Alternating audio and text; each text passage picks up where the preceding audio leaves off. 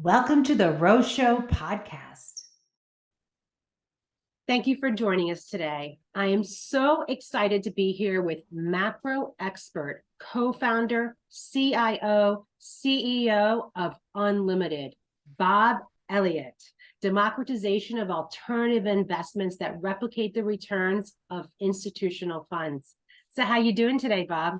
Good. Thanks so much for having me. Excited to be here. Absolutely. Well, we're excited to have you and talk about macro markets and, of course, your amazing unlimited funds. And congrats on your Series A raise. Oh, thank you so much. It was definitely an adventure raising in the middle of a banking crisis and a venture crisis, but we got it done with some great support from our funders from City Ventures and First Mark, and so really excited to be able to scale the business. Absolutely. Well, it just shows how valuable your product is and how people are just hungry for the low cost. What you bring to democratizing alternative investment strategies that are so difficult to find, and they usually come at higher costs. So it's so important, especially in these inflationary times where high costs are all around us. So I'm so excited to hear more about your products in a little bit. But I'd like to get started with macro and your thoughts of where we are in this economic cycle. Now, last time we met was in January, and we were talking about the transitory Goldilocks. I love that name that you gave it. And that seemed to have ended in February as we see inflation appears to be entrenched with rising core month over month. And we loved your weekly reminders of the very tight labor market, which seems to be fueling nominal spending. So where do you think we are in this economic cycle, Bob? And what do you foresee for the second half of 2023?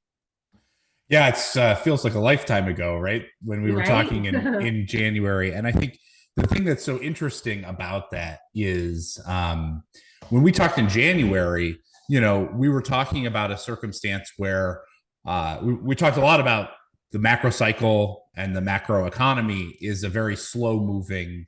And I think it's pretty interesting to see that, despite the significant monetary tightening that we have seen, basically, first quarter growth came in, net of the inventory dynamic that was going on. First quarter growth, nominal final sales, real final sales, pretty strong, all things considered. Consumer demand, et cetera, all very strong. And so, you put that all together and you sort of say, actually, what we're seeing at a big picture level is we're seeing a late cycle. We're seeing tightening in response to elevated inflation pressures.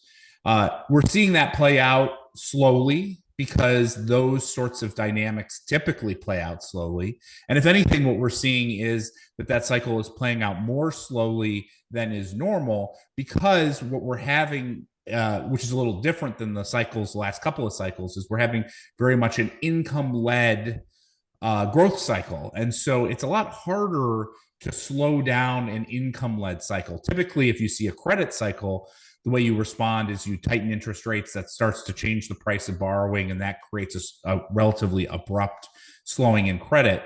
But in an income cycle, the linkages are a lot more difficult. It's a lot harder to create those linkages, because what happens is you have to raise interest rates enough in order to depress asset prices enough in order to get a slowing of demand, in order to get a deterioration of profits, in order to get companies to start laying people off, in order to then get easing of pressures on the labor market. And so if we think about that cycle, we really haven't gone very far in that cycle.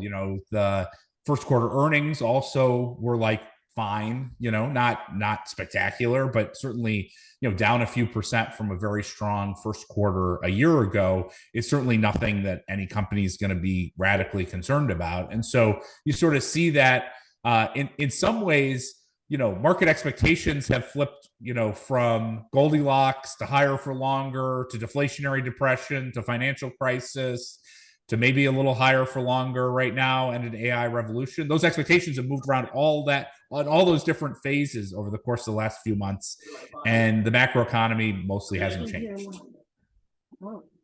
Yes, exactly right. Higher for longer seems to be the case. And thank you so much for that great walk through where we've been since January. And a lot has happened, but yet not so much. And like you said, it's very slow moving.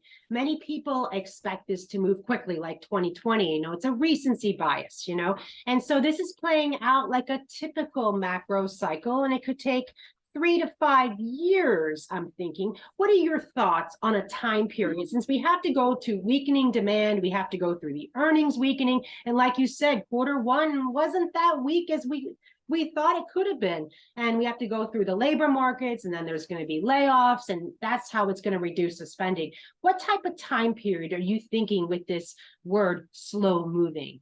Right. I mean, I think most of us in our recent memory, we really we remember what happened in COVID, which was a relatively extreme event in terms of a shock, and then also 2008, which was kind of like a modest recession until the point in which we had a financial crisis, and then once we had a financial crisis, we had a sharp decline in economic activity and then a rebound, which started about 6 months later. And so if you think about that overall dynamic, right, you think about how fast that is relative to what, is a more typical macro cycle. So a more typical macro cycle, take the 2000 cycle, right, which isn't even necessarily the most typical macro cycle. That cycle, it took 3 years from the point in which stocks peaked to the point in which unemployment bottomed, right? That gives you a sense. 3 years. I mean, 3 years is a lifetime in these markets when everyone expects recession now, right? And so, the idea that we could have that we're, I don't know, a year in, give or take, to a 3-year cycle, that seems pretty plausible. Maybe it'll be even longer than that. I mean, it's easy to forget. Like 14 months ago, the Fed was doing QE, right? Mm-hmm. And interest rates were zero. It has not been that long. Exactly right. It's moved quite quickly. I think this is the fastest pace ever in history of, going from 0 to I think we're at 5 right now. Now, with that thought in mind, it appears that the Fed raising rates and doing its QT tightening hasn't had that much of an effect needed because, as you said, it's an income driven. How do you foresee we get out of this? It's just going to be a long, drawn out process? Well, I think it comes down to how does the Fed slow the economy? Inflation remains elevated relative to what's desirable given their mandate. There's no question about that. And, in particular, if you look at core inflation over the last 6 months, it's been flat, right around 5% monthly annualized. And so if you think about that overall dynamic, that's pretty, that's not, the Fed is not making sufficient progress on their goals, right? And so what that requires is that they're going to probably have to do more in order to achieve their mandate. And, there are some disinflationary pressures in place that will likely, bring inflation down from that stable 5%. But the question is, how do we get to 2? And 5 is a long way from 2. Mm-hmm. That is the simple reality. And so it will probably take a lot more effort. And the challenge that the Fed has is that given we don't have a credit-driven cycle, in order to bring down growth in the economy, they basically either have to lean on the fiscal lever, right? So we have to get a fiscal tightening, mm-hmm. which even with the debt ceiling situation, it looks like we'll get a pretty modest fiscal tightening in the back half of this year and early next year. So probably not enough for the Fed to get to where it needs to go, or they have to lean on asset prices. And, asset prices are not doing what the Fed really wants. When we got meme tech stocks going up 30% in an overnight. Exactly. Look at that NVIDIA. It seems that there's still plenty of liquidity going into the markets. Now, there's been discussion once this debt ceiling is resolved, that maybe we will see a diminishing liquidity from the markets. What are your thoughts in that? Do you think the debt ceiling, once that deal is done, that we're going to see lowered liquidity going towards the treasuries? Yeah, I mean, I think when you think about what's going on with the debt ceiling, there's an issue here, which is that the Treasury is not issuing as much duration as a result of bumping up against the debt ceiling. And you can think about the issuance of duration. In many ways, it's like a quantitative tightening because people have to go out there and buy those longer dated bonds. So in the same way, it doesn't really matter if the Fed is selling the incremental bond or if the Treasury is selling the incremental bond. Either way requires investors to pick up additional duration risk in their portfolios. And so we've had a period of very low issuance of duration because of the debt ceiling. Quantitative tightening continues to occur and is kind of like a steady drip. It's not really changing very much. And so probably what will happen is once the Fed or once the Treasury gets through the debt ceiling period, we're going to see a period of additional issuance. Now, it's not going to be as extreme as I think some people are expecting, because a fair amount of that issuance will be in bills, and bills are bills don't put a lot of pressure on asset prices since there's lots of cash for cash trades that can be made. But that added duration into the market, the continued drip of QT, the continued elevation of interest rates, frankly, the unwinding of the priced expectation of cuts in the back half of 23, slowly but surely, those are all incremental levers that are helping reduce, helping put a pressure on asset prices. But it has to be traded off against the massive liquidity in the system, as well as the elevated nominal GDP growth, which is supportive to both incomes and to nominal asset prices, particularly equity prices. And so you put that all together, it doesn't look like the Fed has done enough to get us to the point where we're going to see a labor market slowdown necessary to ease inflationary pressures. Exactly right. And, note to the pivot crowd, it seems that the market is in for an awakening because it's pricing in expectations that we're getting pause and cuts into this year. But as you said in a great tweet, you mentioned how in order to bring down inflation, we need to see that unemployment number trickle up to about 4.5%. And that means we need to lose about 2 million jobs. And unless it starts right now, it seems highly unlikely at this point. What are your thoughts regarding this tight labor market and its direct effects on inflation? Yeah, I mean, at the core, this inflationary cycle is actually not that different than typical inflationary cycles that you see back in the 60s and the 70s, which is we did get an inflationary shock, a supply side shock. It was related to COVID. It then became exacerbated as a function of the Ukraine invasion by Russia.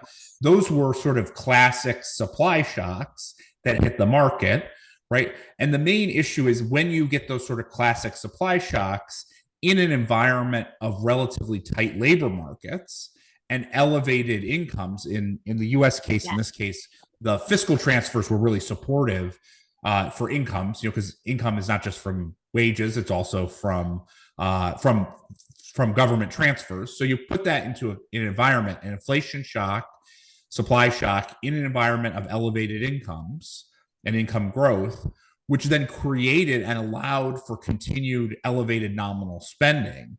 And then what happens is once that elevated nominal spending begins and those prices rise overall in the economy, what you then see is that labor, particularly if labor markets are tight, start to negotiate for higher wages. It makes sense. They see the gas is more expensive, the groceries are more expensive, the services that they're experiencing are more expensive. And so what we saw was actually a very normal dynamic there where labor then started to negotiate, and then we started to see wages rise. And you and I have gone back and forth over Twitter before and talked about this idea that that wages maintain the level of inflation. I think that's a really good way to think about it. It's about maintaining. It's not a spiral. Spirals happen. A spiral is a very different dynamic that often happens in the emerging markets and is tied to the currency. A maintenance a maintenance of elevated inflation. That's what we have right now, where nominal wage growth is relatively elevated.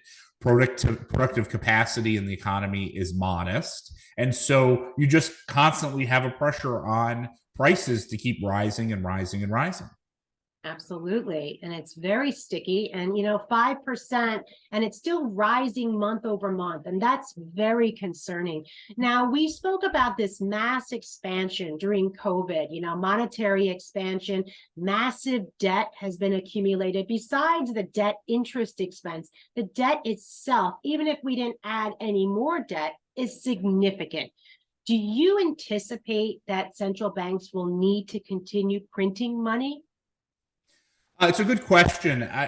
Part of the thing that's very interesting about the current dynamics is that we're running a deficit. The U.S. is running a fiscal deficit of 5 to 7% in an environment where unemployment is at 3.4%, secular lows. And I'm old enough to remember when the U.S. government, in a time of low unemployment, actually was able to run a fiscal surplus, right? Because that's typically how these things work, which is that when you have strong employment conditions and strong income, the government does not have to run nearly as much of a deficit than during times of economic downturn, when the government serves as a counter-cyclical spender in the economy. And so I think we have a very interesting dynamic where that structural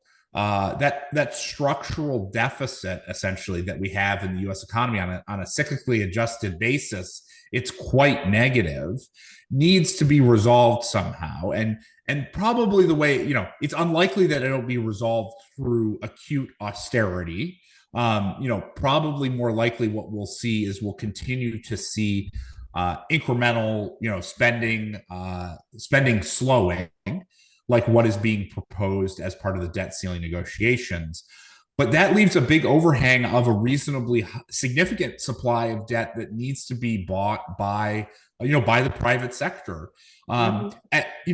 Right now, the Fed would actually probably like interest rates on the long end to rise 100 or 200 basis points. That would probably be a good thing for accomplishing their monetary policy objectives. But there will be a time when elevated long end interest rates are not consistent with their monetary policy objectives, and probably what they will need to do is to print more money and to buy bonds further until the point that we get to a more sustainable structural deficit or cyclically adjusted deficit, and where debt levels held by the private sector have come down considerably.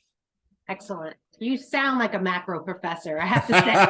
Excellent. Well said. I appreciate your input, valuable input. Now, Bob, I want to talk a little bit about the banking crisis. You made some fantastic points on Twitter, and I'm going to bring one up, one of your tweets. You said it's a policy error, not a fundamental economic issue. Could you explain that further, please? Yeah, we had basically a circumstance, and I want to contrast it to 2008 because I think it's an important period to contrast, and people often conflate the two. In 2008, what happened was banks lent a lot of money to households who borrowed too much relative to their income in order to buy houses. Right? That's basically how it worked, and then eventually everyone kind of looked around and said, "Oh, wow, these households are never going to pay this back." And so once that happened, once everyone recognized that the households were never going to pay the money back, then we were in a circumstance where the banks were no longer going to get the money that was expected, and therefore they didn't, they took significant capital losses. And when they took significant capital losses, essentially every bank in America was broke. The dynamic that we're seeing today is very different. So the primary issue amongst most of the banking system is that the regulatory framework that occurred post-financial crisis incentivized those banks to take incremental deposits and buy treasuries, buy risk treasuries and agency MBS, which were risk-free securities and held on their balance sheet at a zero capital charge. They were essentially told, if you get a big influx of deposits, go buy treasuries. And what happened? The Fed essentially printed a whole bunch of deposits that flowed into the banking system, and banks did what they were supposed to do. as directed by regulatory authorities, which go buy the bonds, and and the bonds, of course, are money good, right?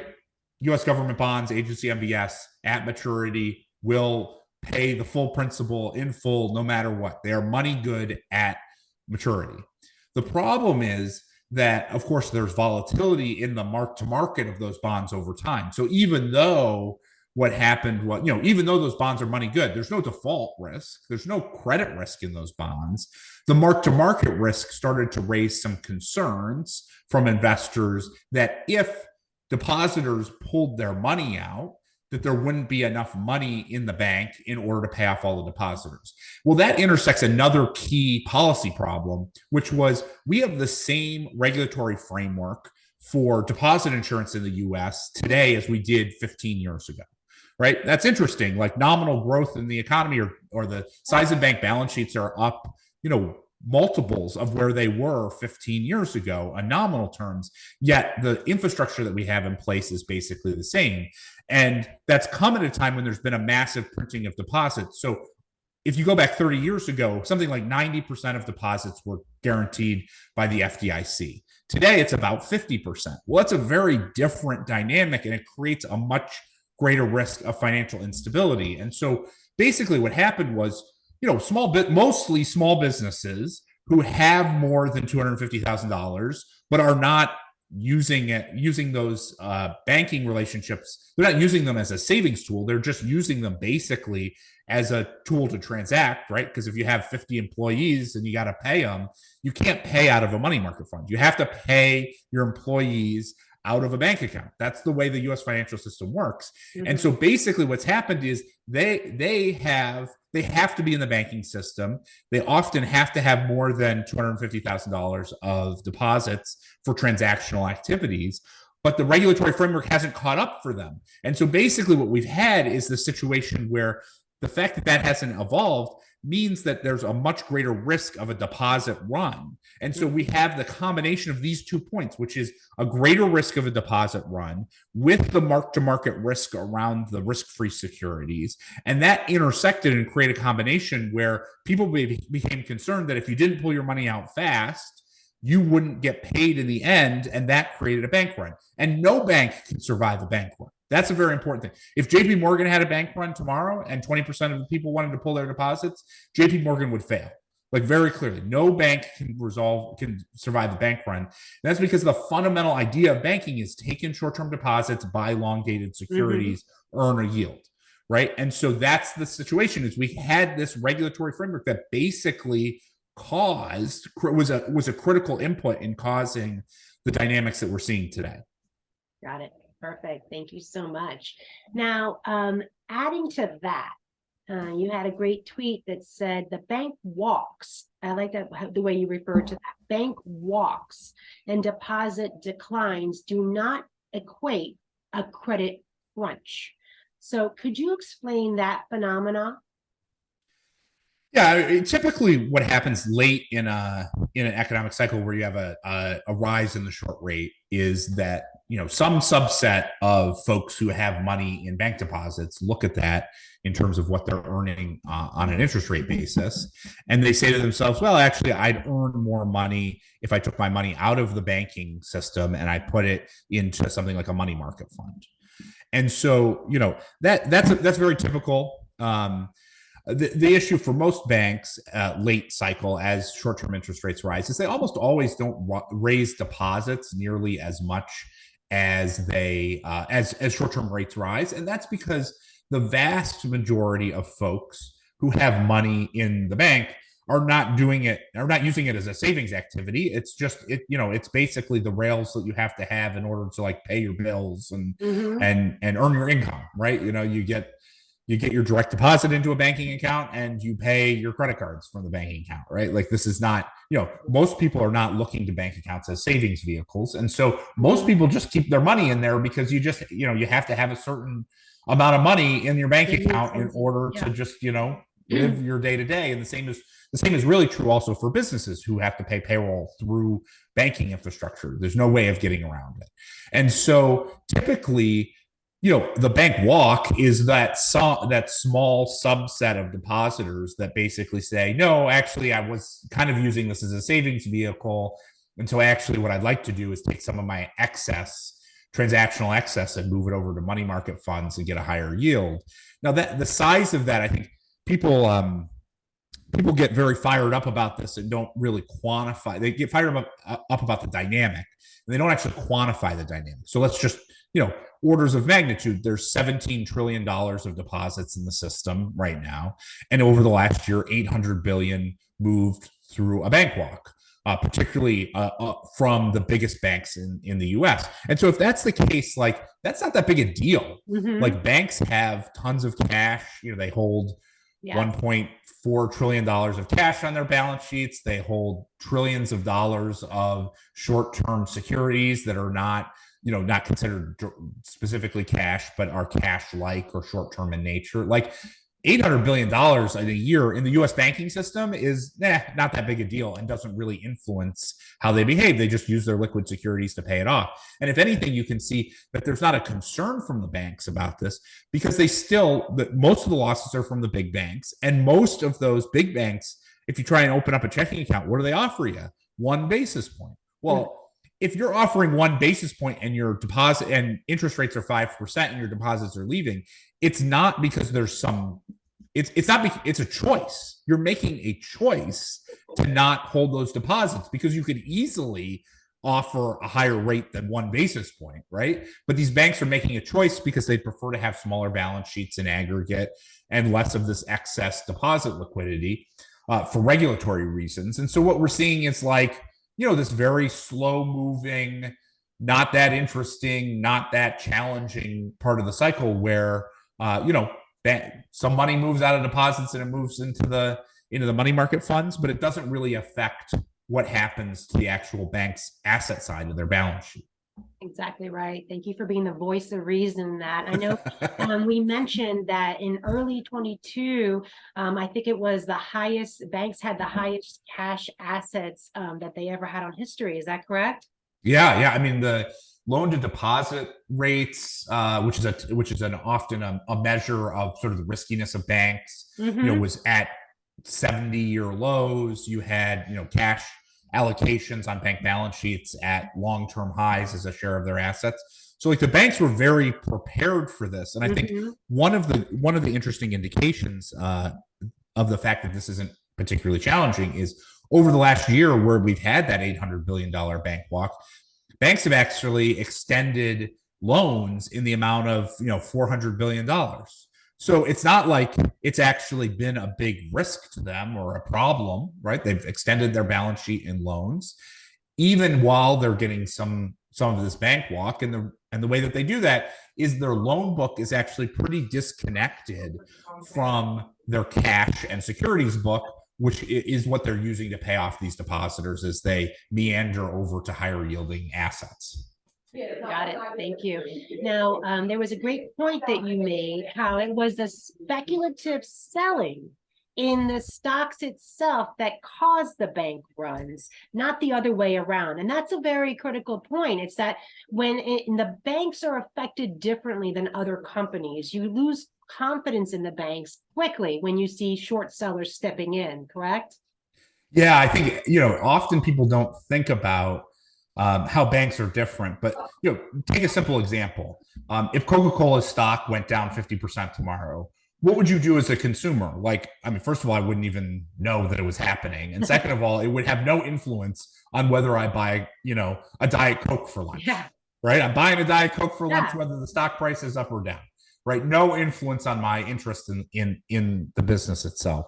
And I think banks are just a very different animal when it comes to that. Very different dynamic, which is that, ultimately what drives your willingness to put money into a bank is your confidence that you're going to get the money back when you want it, right? That's why you put your money in the bank. And so one of the issues that we have seen more recently with some cases like Western Alliance and PacWest is that they weren't actually experiencing a bank run. They weren't actually experiencing a significant decline in their deposits. But what happened was these banks that had relatively tiny market caps like $1 billion or $2 billion, which in the scheme of stocks is pretty trivial. We're experiencing significant short sales and put buying by speculative investors that caused the stock price to fall. And then once that stock price fell, frankly, a lot of media attention was drawn to it about how those banks were risky.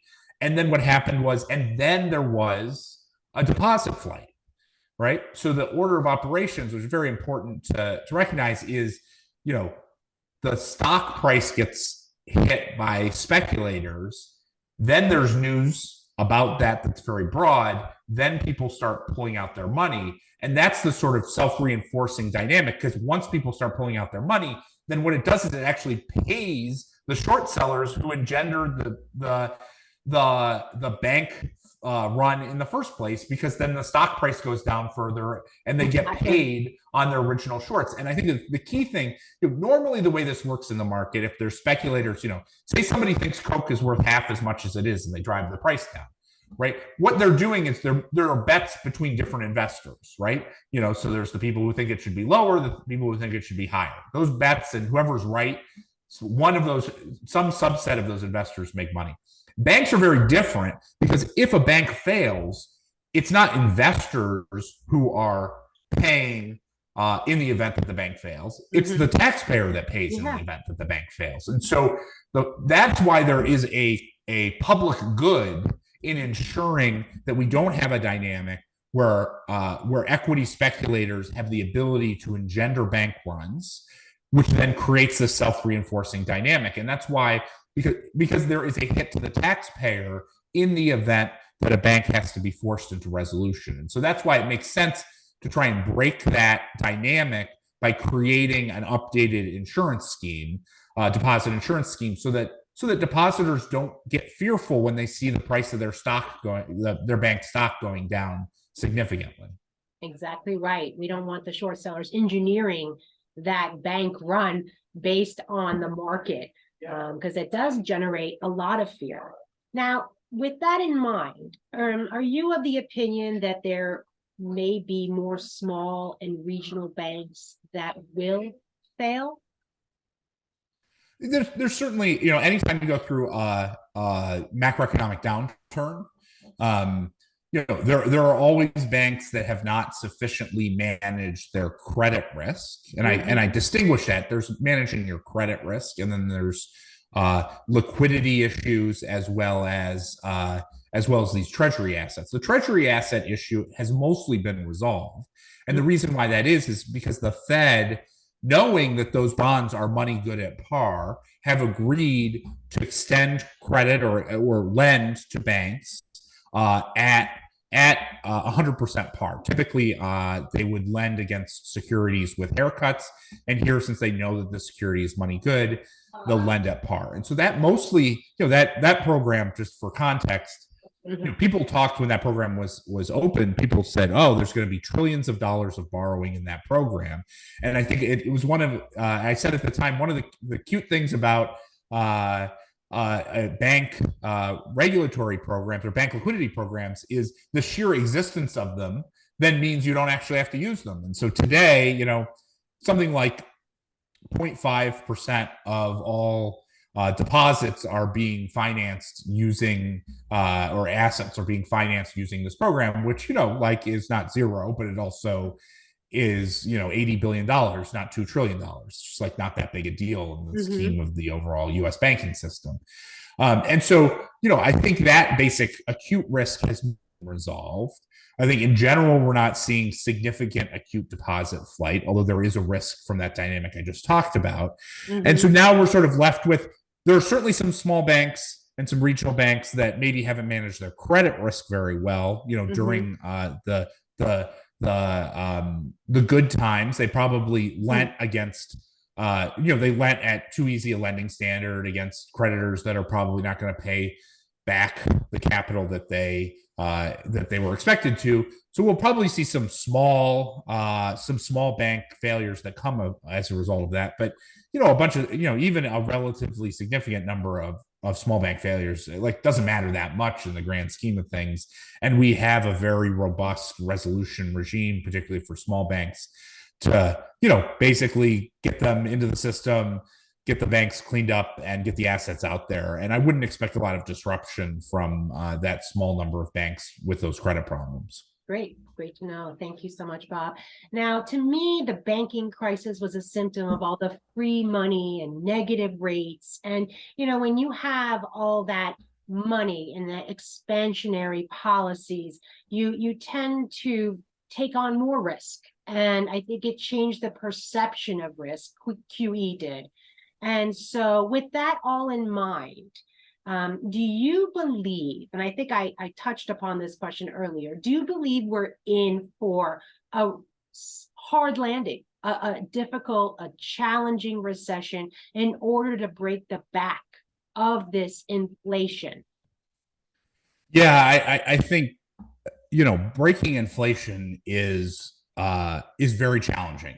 I think if you look through history, it takes a lot of effort to finally, break the mindset, because inflation is a monetary phenomenon, but it's also a psychological dynamic, which I think the entrenchment is a psychological dynamic where it manifests itself in macroeconomic realities, but it is a psychological dynamic, because what happens is, and I remember actually us talking about this a little bit earlier in the year, what happens is you start to expect inflation and you start to build it into your activities. So like if you have contracts, right?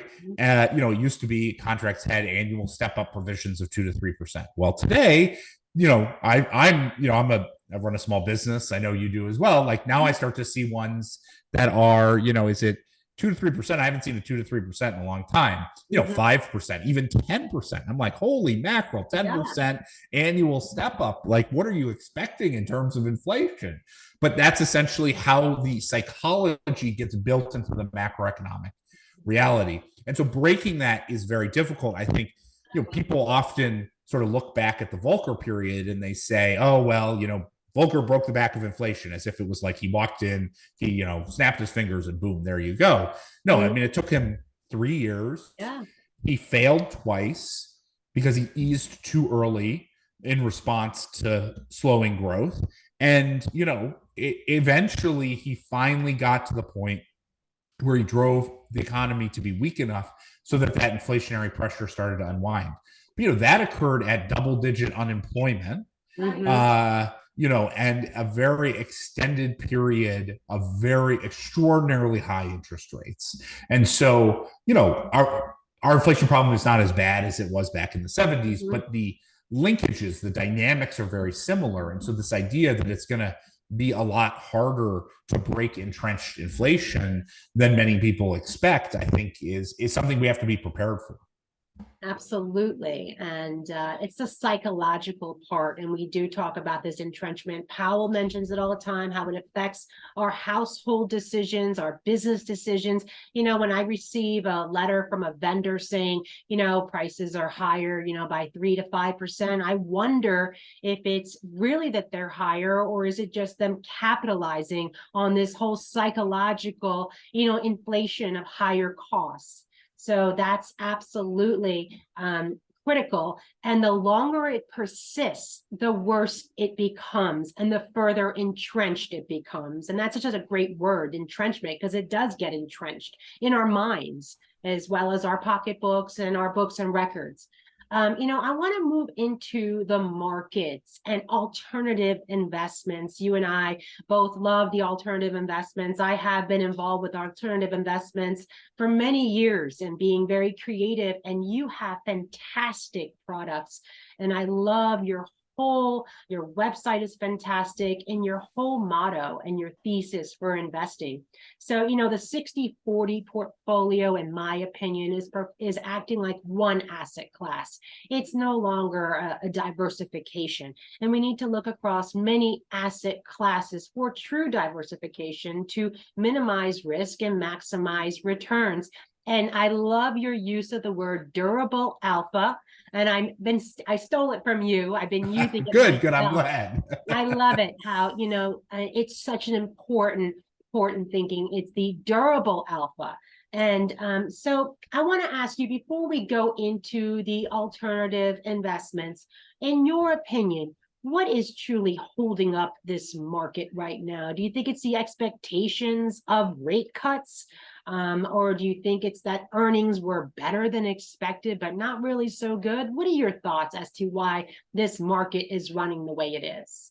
Yeah, we have been we face an interesting dynamic right now, particularly with the equity market, where the continuation of elevated nominal GDP, nominal growth is incrementally good for businesses. Businesses function in the they're nominal in nature. We often talk about growth, which is real growth, but businesses are nominal in nature. Nominal. We live in a nominal world. We live in a nominal world, and people often will forget that. And so, if you look, here's a simple example: like first quarter nominal final sales growth in the U.S. was 7.5%. Like, so why are businesses doing well? Well, heck, if final sales growth is 7.5%, like they should be doing well.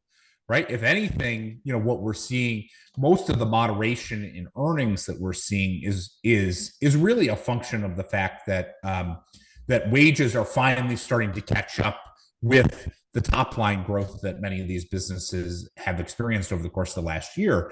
And so in that world, like that is a very good world. That is a world where you can see extended nominal sales growth, nominal earnings growth, or reasonable nominal earnings growth, or not falling nominal earnings is probably the better way to describe it.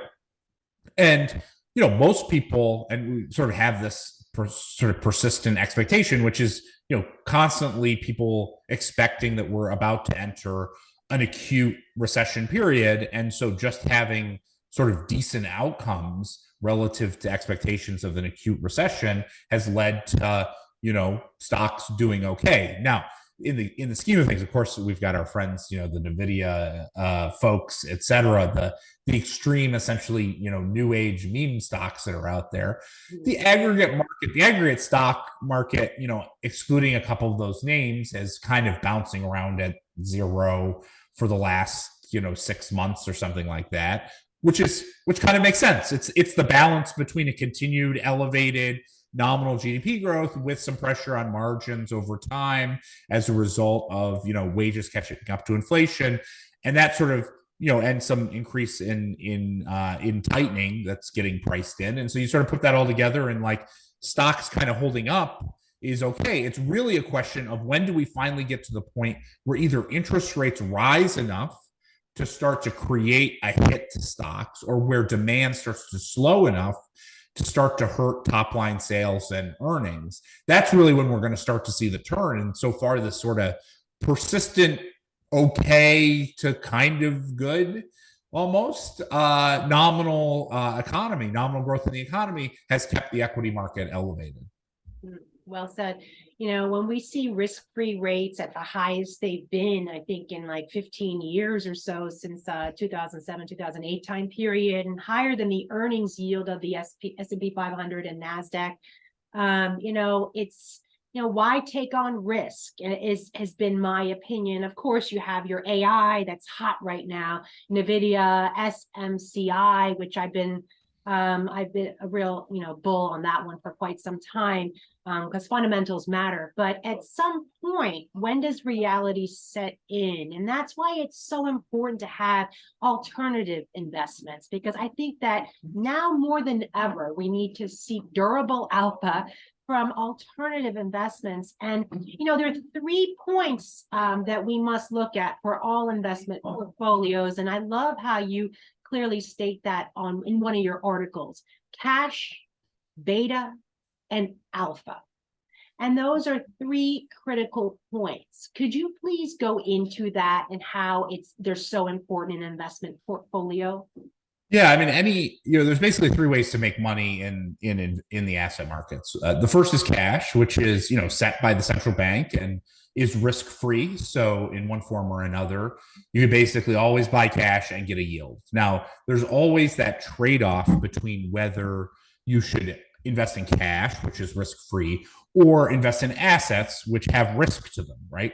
Equity risk about whether the companies turn out as expected, or bond risk in terms of getting your money back in both nominal and real terms. And so typically what you should expect is that if you invest in financial assets, you should get a return over cash, since you're taking on that risk. And that expected return over cash for investing in assets, that is beta, right? And that is basically that expected return over time. Now, that expected return relative to cash is generally very good in times when cash is being depressed. The value of cash is being depressed, whether it's through very low interest rates, which certainly, we had a long period of near zero interest rates or zero interest rates. It's also gets those assets typically do well in a period where there's a lot of money creation, which flows into the nominal valuation of those assets as well. And so in some ways, I think people have looked over the last, if you were mostly an investor over the last 15 years, you basically think this investing game ain't so hard, right? You just buy assets and they do pretty well. And that's because the Fed has basically been in a position over the last 15 years to drive the value of assets up relative to the value of cash. The trouble with that, with continuing to bet on that, is that the era of cheap money is over, right? We talked at length just now about inflation entrenchment, right? Like the idea that we're going to go back to zero interest rates and we're going to go back to massive quantitative easing, it's not going to happen anytime soon. Like, and you got to recognize that.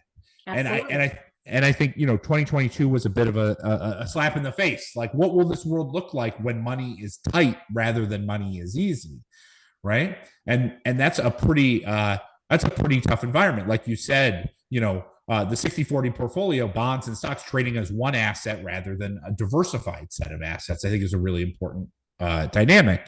And so in those circumstances where you might not get the sort of returns from beta that you've come to expect, that's a time when you might look to alpha. And what alpha is it's about generating returns in excess of index returns, or generating returns from market timing skill.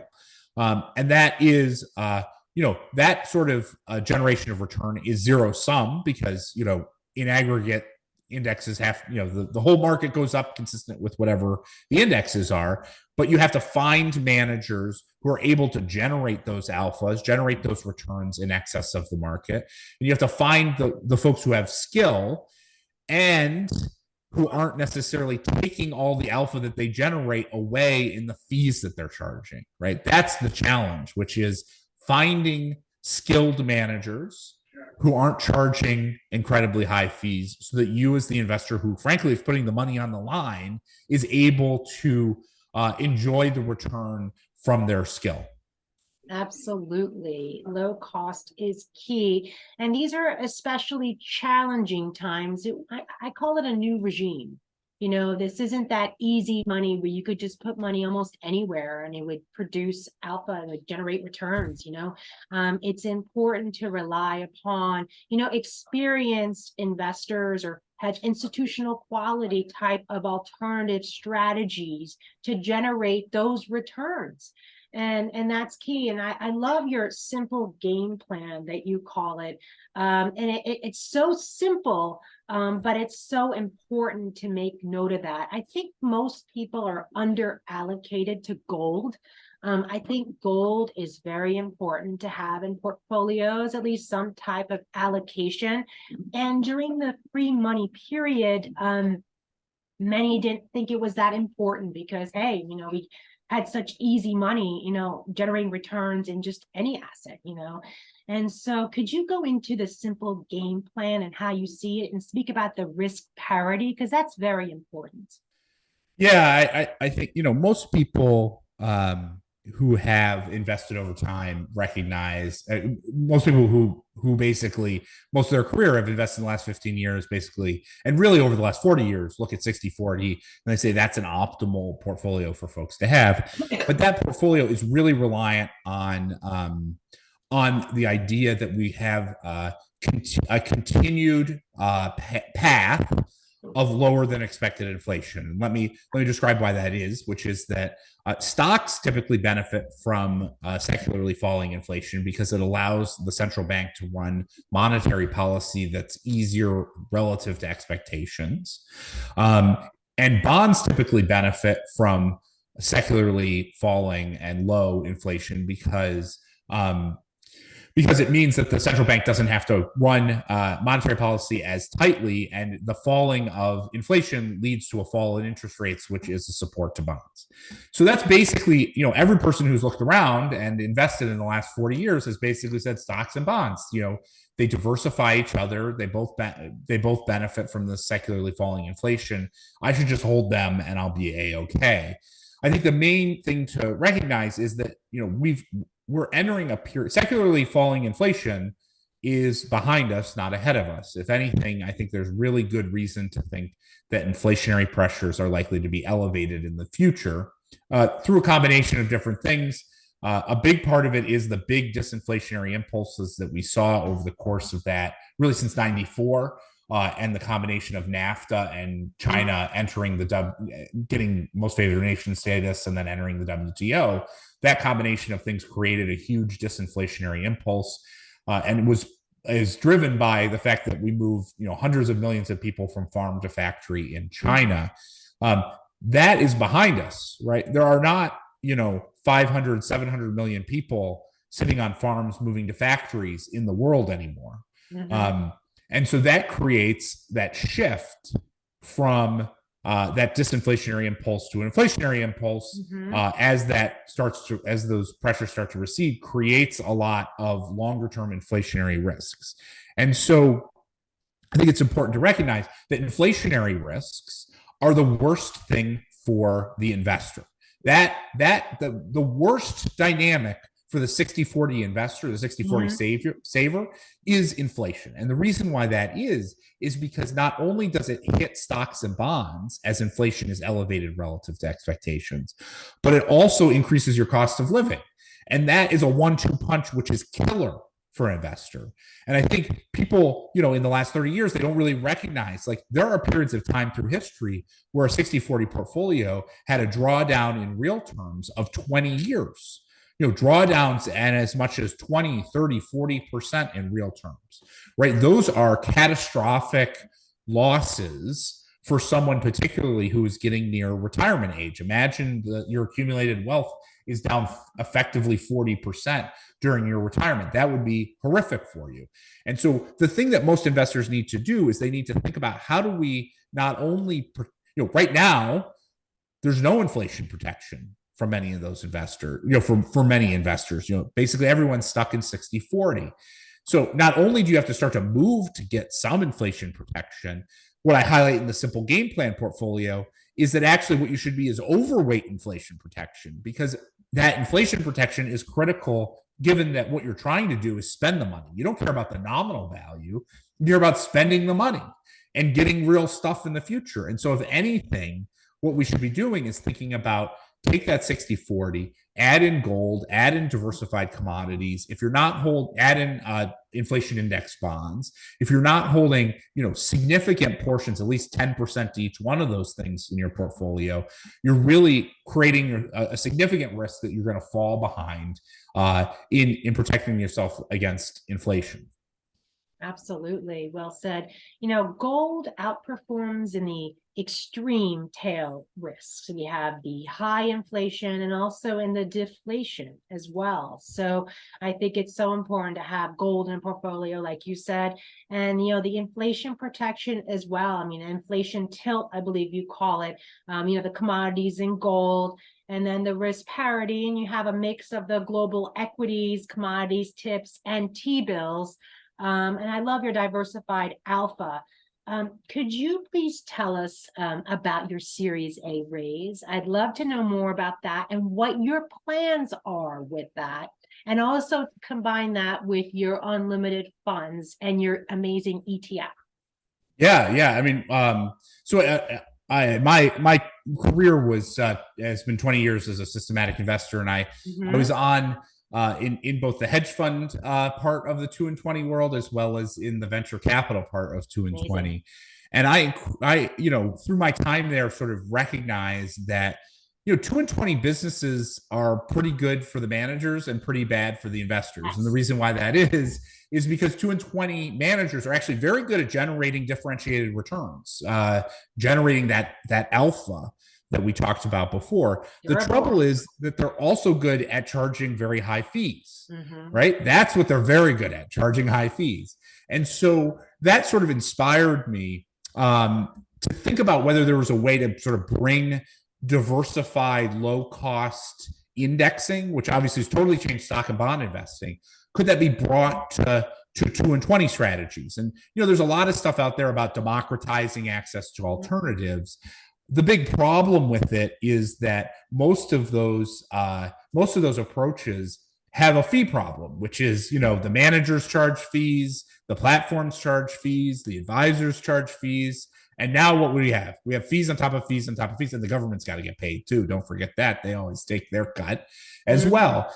And so our thought was, could we basically leverage our decades of experience in the 2 and 20 industry, bring modern machine learning approaches to replicate what those managers are doing, not perfectly, but create sort of a pretty darn good replication of what they're doing in close to real time, and then take that understanding, translate it into long and short positions in liquid securities that we can use in the form of an ETF. And that's really how Unlimited was sort of born. And because we're using technology instead of star PMs, we don't have to charge 2 and 20. We can charge a lot lower fee structure and make it a viable business. And so we launched Unlimited about just over a year ago, with this idea of creating diversified, low-cost index ETFs for 2 and 20 strategies at a quarter of the fees and half the taxes of typical LP positions. And because they're in an ETF form,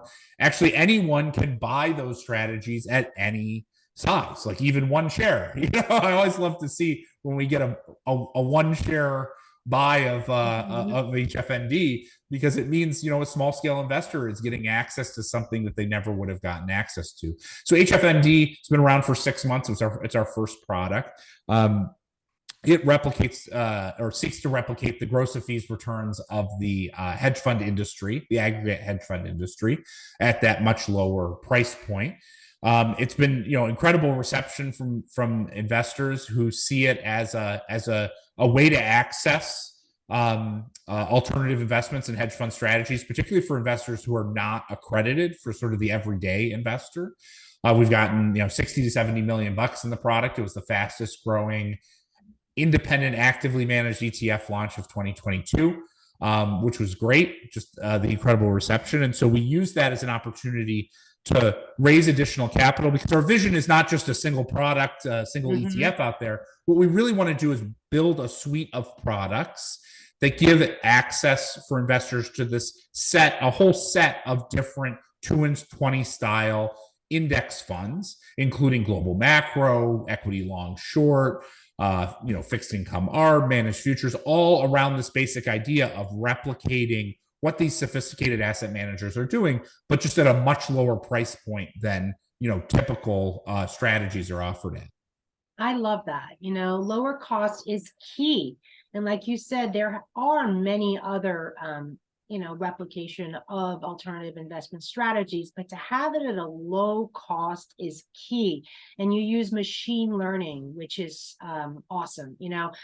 We have challenging times. We have reduction in productivity, higher cost of goods and services, higher operating expenses.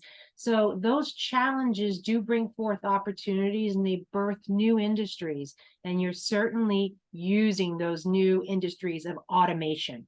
Automation is key to increase productivity and bring down costs. And that appears to be exactly what Unlimited is doing. And I love that. You're streamlining and you're innovating and you're capitalizing on the modern technologies available to us today. And I think you'll probably you're the pioneer of this. And I love that it's low cost is key. HFND is the ETF. And now the Series A raise. So you're going to create a suite of ETFs. So let's see, Bob Elliott, Unlimited, what do you foresee for the future in the next few years? Well, I think what we're really excited about is sort of two different pieces of what we're doing. I think the first part of it that we're very excited about is the ability to launch these additional products, and those additional products will have the opportunity to give broader access to every investor in terms of these sophisticated strategies like global macro or managed futures or equity long short, all inspired and all designed using that return replication technology that we've developed based upon our years of experience in that machine learning that we talked about. I think the other thing that's very exciting to me is that, when I've gone out and talked to investors and advisors, it has surprised me at how underserved many investors and advisors are in terms of getting access to institutional quality investment content, research, and perspective. If you're an advisor, say you're a group of 6 or 8 advisors, in St. Louis, like, the banks aren't coming to say hello to you, right? The bank analysts aren't coming to stop by. You don't get access to the research that those that institutions have access to. And I've been, incredibly surprised. These are sophisticated investors. They can absolutely, they crave having institutional quality access to institutional quality content. And so the other piece that I'm really excited about is not just giving access to the return streams, but building out our content around asset management, around the macro environment, and really building that out to be something more significant. Because ideally, what I'd love to be able to do is to offer all those folks who are invested in our products the type of institutional quality investment perspective and content that, frankly, I spent more than a decade writing at Bridgewater, and there's no reason why the advisors and the managers that are out there, helping the smaller scale investors shouldn't have access to similar quality content. Absolutely. Thank you so much for all that. I mean, there's so many diverse asset classes that many investors aren't even aware of. I mean, besides real estate, there's private equity, private credit, the hedge funds themselves, infrastructure, and, commodities. There's so much more than the 60-40. And thank you so much for spending this time with us and sharing your expertise on macro as well as alternative investments. Bob Elliott, CIO, CEO, and co-founder of Unlimited. Thanks so much for having me. It was a ton of fun. Really appreciate it. Thank you so much. Thank you for listening to the Rose Show podcast. Please visit rosannaprestia.com for more episodes. See you soon. All investment, real estate, financial, legal, and tax opinions expressed by Rosanna Prestia or on The Rose Show should not be relied upon as professional advice and are intended to be used for informational purposes only.